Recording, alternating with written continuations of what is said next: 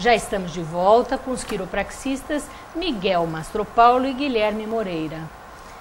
Você ia fazer, como é que são feitas essas correções?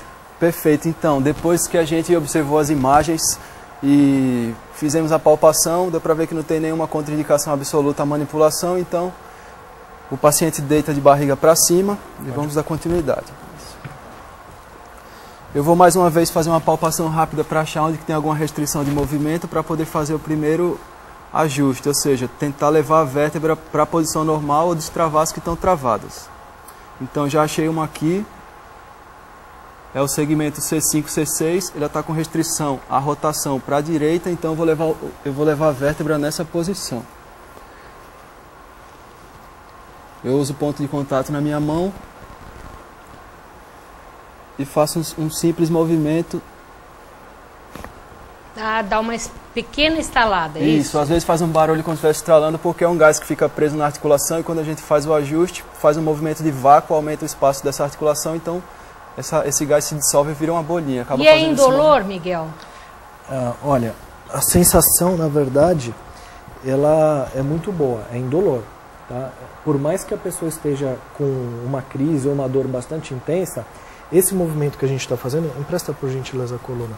Então, o que a gente fez? A gente começou a buscar os movimentos que tinham algum tipo de problema, tocou essas articulações para ver qual é o ponto que ele está, por exemplo, com uma restrição. No caso, o que o Guilherme fez comigo, ele pegou um segmento, então, 1, 2, 3, 4, 5, 6. Esse segmento, ele nota que ele está um pouquinho alterado. No caso, a gente também usa a imagem para ver como é que é o processo degenerativo, a posição, e a gente quer fazer uma correção. Então, se essa vértebra ela não tem uma rotação para o lado direito, ela não vira para o lado direito, a gente precisa ajudar ela a restaurar esse movimento. Então, dá para se notar que esse não é um movimento abrupto, não é um tranco, não é uma rotação. Ele encaixa exatamente no ponto onde ela precisa e dá um pequeno impulso naquele vetor de correção. Dá um estalido. Então, quando esse movimento ele é feito de maneira correta por um quiropraxista, isso é totalmente indolor. É sempre bom lembrar que o quiropraxista ele é um profissional da área da saúde que estudou, ele é bacharel, estudou 4 anos e meio em uma faculdade só para fazer isso. E você disse que tem 2 tipos de quiropraxia? Então, aí tem 2 tipos de quiropraxista. Por quê? As pessoas vão perguntar, mas só faz isso? Não. Isso é uma das ferramentas que a gente usa na quiropraxia, que é a manipulação vertebral. Os quiropraxistas eles se dividem em um grupo que são os strikes, que são pessoas que não fazem nada além de corrigir a coluna, porque o corpo ele vai ter a sua capacidade de se reorganizar de novo e eliminar os sintomas, e tem os mixers, que são as pessoas que associam outras técnicas. Então, no caso, nós associamos outras técnicas. Então, vocês são mixers? Geralmente, vai haver uma contratura muscular, tem espasmo. Então a gente trabalha com terapia física, também faz massagem, a gente usa outros aparelhos para corrigir. Agora a gente vai mostrar os exames da coluna lombar, como a gente pode identificar problemas na coluna lombar. Isso é importante também, então agora a gente começar a falar um pouquinho da lombar, vamos pedir para a produção colocar e já está colocado. Bom, vamos lá. Então essa é uma posição que a gente está visualizando a pessoa como se ela tivesse de costas. Então, os processos espinhosos são os pontinhos em amarelo, né? O que eu sempre explico é quando a pessoa faz uma flexão, a gente nota que ao longo da coluna tem umas bolinhas, né? São esses pontos em amarelo. Dos lados tem as cristas ilíacas, né? Que as pessoas costumam chamar de bacia, e na parte de baixo é a altura do fêmur. Então, tudo está alinhado. As cristas ilíacas estão na mesma altura, a cabeça do fêmur da mesma altura e a coluna alinhada. Agora, na próxima imagem, a gente vai perceber uma pessoa que tem um problema. Então, o que acontece com essa coluna?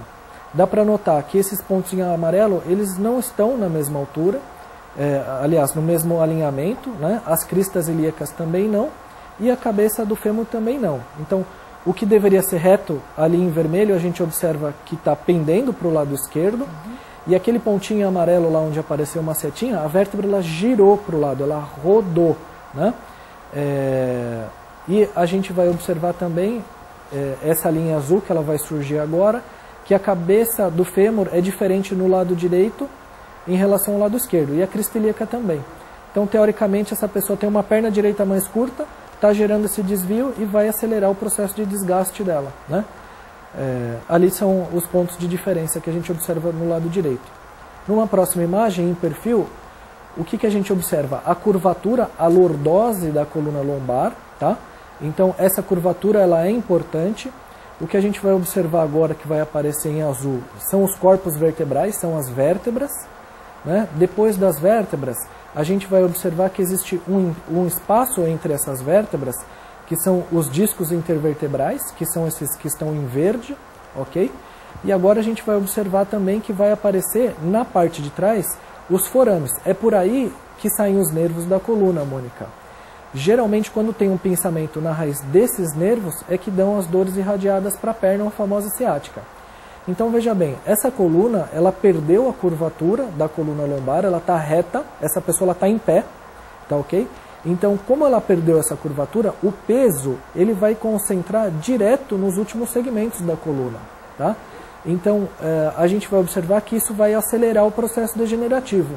Então, olha, a gente está vendo o espaço verde do disco, verde, amarelo e vermelho. Então, aquele disco, ele degenerou, ele desgastou, né? E, além disso, o que acontece? Começa a formação dos bicos de papagaio.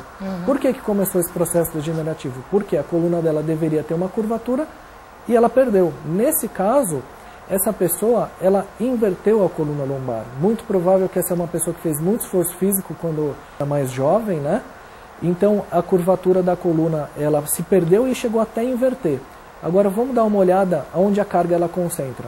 No ponto onde a pessoa geralmente tem mais dor ou mais problema, né?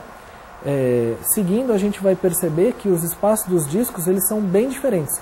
Olha ali, ó, em cima ele é verde. Só que olha aqueles pontos ali onde a curvatura está invertida, ele é em vermelho.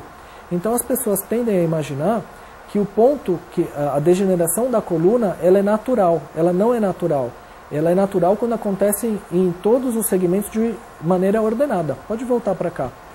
De uma maneira ordenada.